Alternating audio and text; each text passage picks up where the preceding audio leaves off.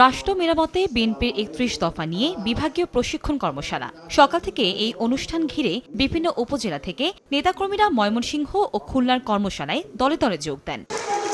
বিকেলে ভার্চুয়াল মাধ্যমে এতে যুক্ত হন বিএনপির ভারপ্রাপ্ত চেয়ারম্যান তারেক রহমান। তিনি বলেন, রাষ্ট্র কাঠামো মেরামতে বিএনপির ৩১ দফা সমমনা সব রাজনৈতিক দলের চিন্তার ফসল।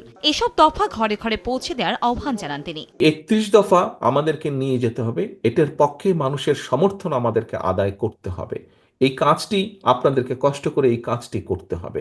শুধু এই ৪ দেওয়ালের ভিতরে আজকে ৩১ দফা রেখে দিলে চলবে না। কিছু নেতাকর্মীর আচরণ নিয়েও প্রশ্ন তোলেন তারেক রহমান।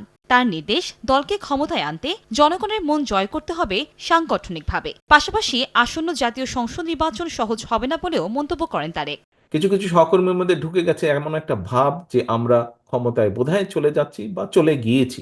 আপনাদের সকলকে আমি অনুরোধ করব, একই সাথে আপনাদের সকলকে আমি দৃঢ়ভাবে বলবো, আমরা ক্ষমতায় যাইনি। আমরা ক্ষমতায় যাব কিনা আমরা জানি না। তখনই আমরা ক্ষমতায় যেতে পারবো যখন আমরা বাংলাদেশের জনগণের সমর্থন পাবো।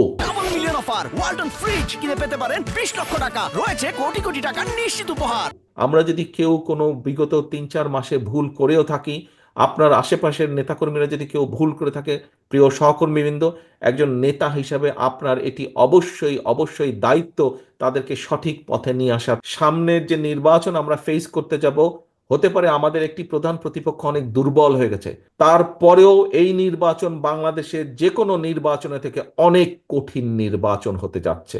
এছাড়াও দলীয় নানা দিক নির্দেশনা তুলে ধরা হয় কর্মশালায়। আলোচনা হয় দলের ভবিষ্যৎ নিয়েও।